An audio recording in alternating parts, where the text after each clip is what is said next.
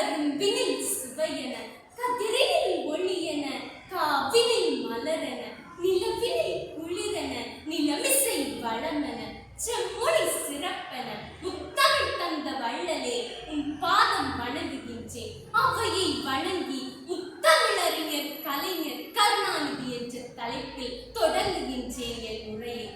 திரையுலகில், எழுத்துலகில், இலக்கியத்தில், இசை பாடலில், நாடகத்தில், சிறு கதைகளில், புதினத்தில், வரலாற்று கதைகளில் என முத்திரை பதித்தவர் முத்தமிழறிஞர் கலைஞர் கருணாநிதி அவர்கள்.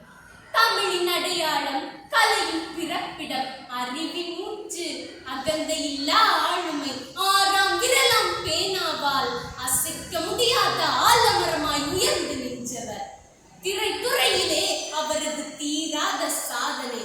தமிழர் இருந்த பள்ளத்துக்கு தமிழை தாழ்த்தாமல் தமிழ் இருந்த உயரத்திற்கு தமிழை உயர்த்தியதுதான். பேரறிஞர் அண்ணாவை விட 15 வயது இளையவர். ஆனால் திரைத்துறையில் அவரை விட 2 வயது மூத்தவர்.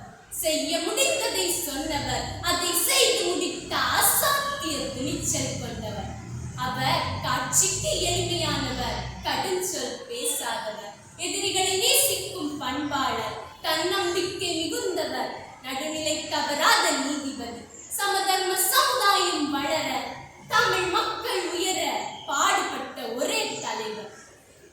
சவாலுக்கும் சந்திப்புக்கும் மத்தியில் தனது பேனாவை இறுதி வரை உயர்த்தி பிடித்தவர். உலக அளவிலே எடுத்துக்கொண்டால் அவரது கவிதைகளை போல் எந்த வசன கர்த்தாவும் கொண்டாடப்படவில்லை. அவரது வசனங்கள் அளவுக்கு எந்த வசனங்களும் போற்றப்படவில்லை. ஆளுமையாக இருக்கட்டும், ஜனநாயக பண்பாக இருக்கட்டும்,